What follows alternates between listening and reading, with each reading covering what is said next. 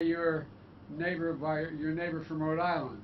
He's not a bad guy at all. I live in his house, Sheldon Whitehouse, a great champion of the environment. He's been banging away at it. I come here today with a message. As president, I have a responsibility to act with urgency and resolve when our nation faces clear and present danger. And that's what climate change is about. It is literally, not figuratively, a clear and present danger. The health of our citizens and our communities is literally at stake. The UN's leading international climate scientists call the latest climate report nothing less than, quote, code red for humanity. Let me say it again. Code red for humanity. Isn't that a group of political officials, elected officials? These are the scientists. We see it here in America, in red states and blue states. Extreme weather events costing $145 billion. $145 billion in damages just last year. More powerful and destructive hurricanes and tornadoes. I've flown over the vast majority of them out west and down in Louisiana, all across America. It's amazing to see. Ravaging 100-year-old droughts occurring every few years instead of every 100 years. Wildfires out west that have burned and destroyed more than 5 million acres. Everything in its path. That is more land than the entire state of New Jersey, from New York down to the tip of Delaware. It's amazing. 5 million acres. Our national security is at stake as well. Extreme weather is already damaging our military installations here in the States. And our economy is at risk.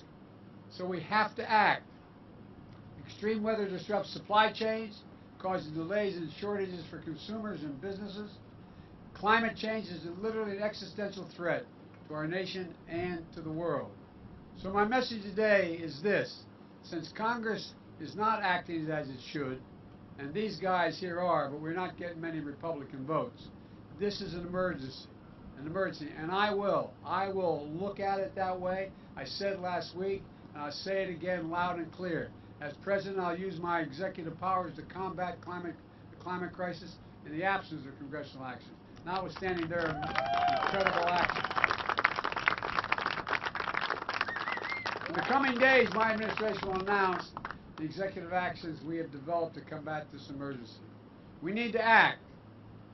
Just take a look around. Right now, 100 million Americans are under heat alert. 100 million Americans. 90 communities across America set records for high temperatures just this year, including here in New England as we speak. And by the way, records have been set in the Arctic and the Antarctic. Temperatures that are just unbelievable, melting the permafrost. It's astounding the damage that's being done. And this crisis impacts every aspect of our everyday life.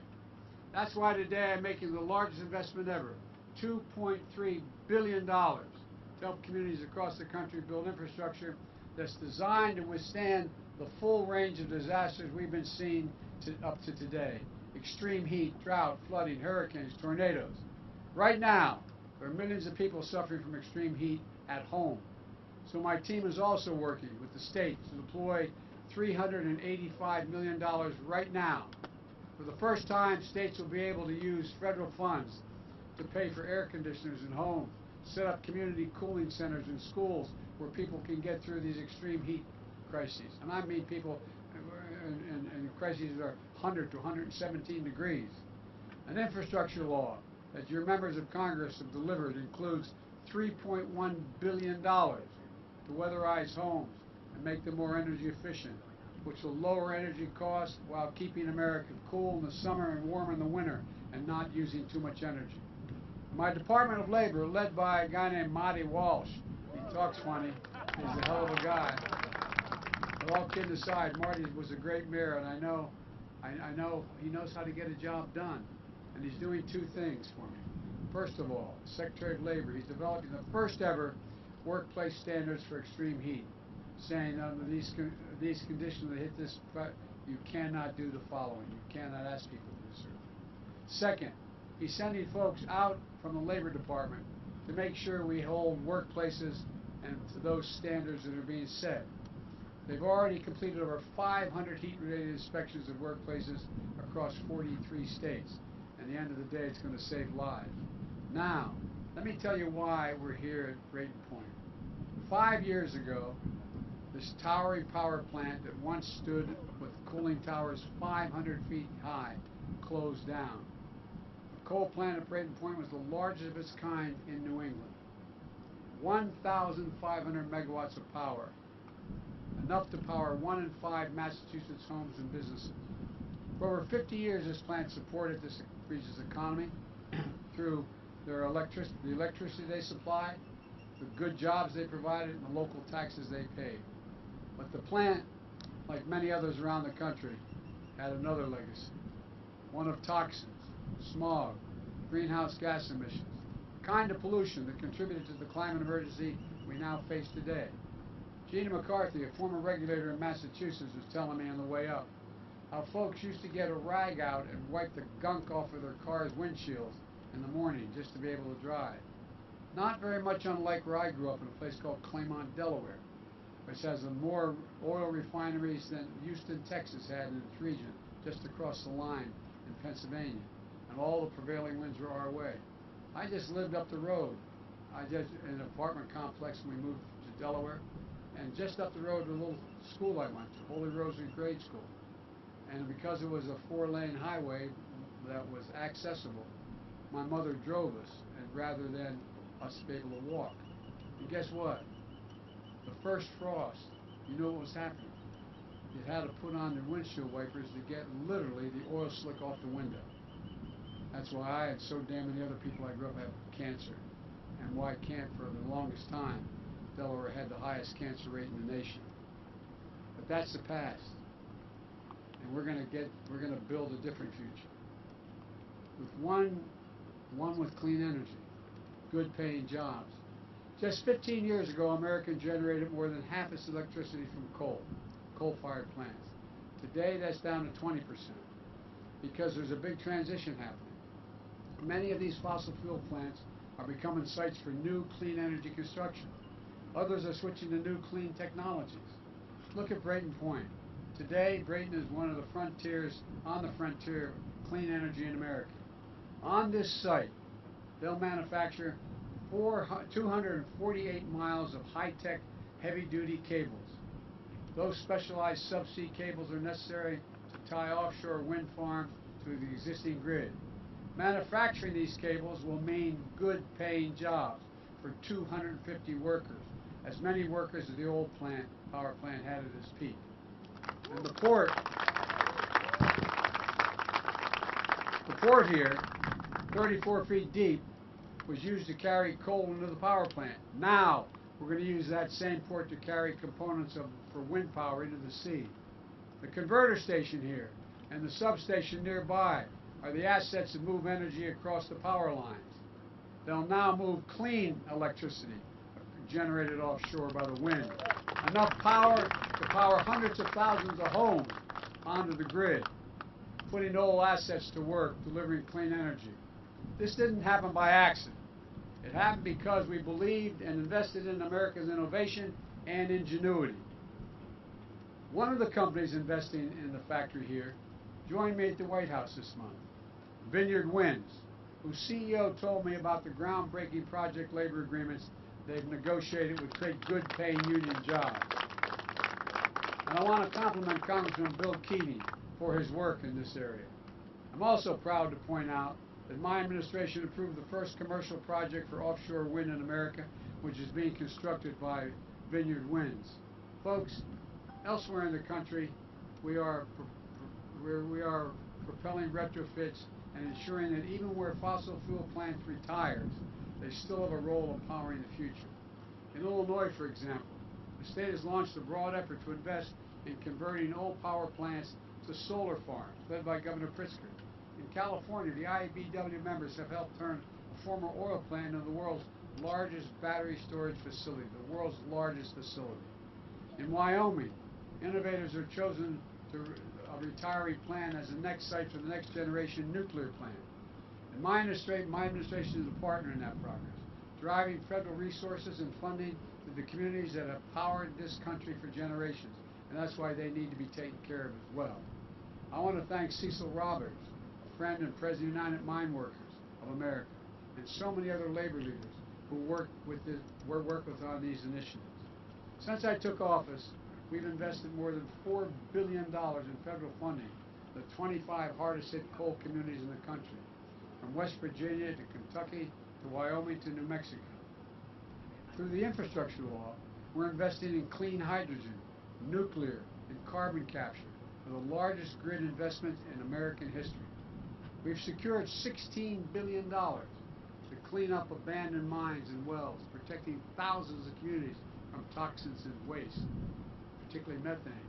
And we're going to seal leaking methane pollution, an incredibly powerful greenhouse gas that's 40 times more dangerous to the environment than carbon dioxide. And folks, with American leadership back on climate, I was able to bring more world leaders together than we got 100 nations together to agree that their major conference in Glasgow, England, Scotland, to change the emissions policies we have. We've made real progress, but there's an enormous task ahead. We have to keep retaining and recruiting building trades and union electricians for jobs in wind, solar, hydrogen, and nuclear, creating even more and better jobs. We have to revitalize communities, especially those fence line communities that are smothered by the legacy of pollution. We have to outcompete China and in the world make these technologies here in the United States, not have to import them. Folks, when I think about climate change, and I've been saying this for 3 years, I think jobs. Climate change, I think jobs. Almost 100 wind turbines going up off the coast of Massachusetts, Rhode Island, with ground broken and work underway. Jobs manufacturing 2,500 ton steel foundations that anchor these offshore wind farms to the sea floor. Jobs manufacturing a Jones Act vessel in Texas to service these offshore wind farms. We're going to make sure that the ocean is open for the clean energy of our future, and everything we can do give a green light to wind power on the Atlantic coast, where my predecessor's actions only created confusion. And today, we began the process to develop wind power in the Gulf of Mexico as well for the first time. A real opportunity to power millions of additional homes from wind. Let's clear the way. Let's clear the way for clean energy and connect these projects to the grid. I've directed my administration to clear every federal hurdle and streamline federal permitting that brings these clean energy projects online right now and right away. And some of you have already come up and talked to me about it. And while so many governors and mayors have been strong partners in this fight to tackle climate change, we need all governors and mayors. We need public utility commissioners and state agency heads. We need electric utilities and developers to stand up and be part of the solution. Don't be a roadblock. We all have a duty right now to our economy, to our competitiveness in the world, to the young people in this nation, and to future generations. That sounds like hyperbole, but it's not. It's real. Act boldly on climate. And so does Congress, which, notwithstanding the leadership of the men and women that are here today, has failed in this duty. Not a single Republican in Congress stepped up to support my climate plan. Not one. So let me be clear. Climate change is an emergency. And in the coming weeks, I'm going to use the power I have as president to turn these words into formal, official government actions through the appropriate proclamations, executive orders, and regulatory powers that a president possesses.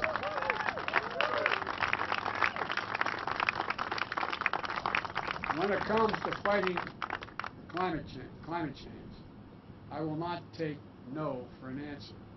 I will do everything in my power to clean our air and water, protect our people's health, to win the clean energy future. This, again, sounds like hyperbole. Our children and grandchildren are counting on us. Not a joke. Not a joke. If we don't keep it below 1.5 degrees centigrade, we lose it all. We don't get to turn it around. And the world is counting on us. This is the United States of America. When we put our hearts and minds to it, there's not a single thing beyond our capacity. I mean it. when we act together. And of all things we should be acting together on, it's climate. It's climate. And by the way, my dear mother, God rest her soul, used to say, Joey, at everything bad, something good will come if you look hard enough. Look what's happening. We're going to be able to create as many or more good-paying jobs. We're going to make environments where people live safer. We're going to make the air safer. I really mean it. We have an opportunity here.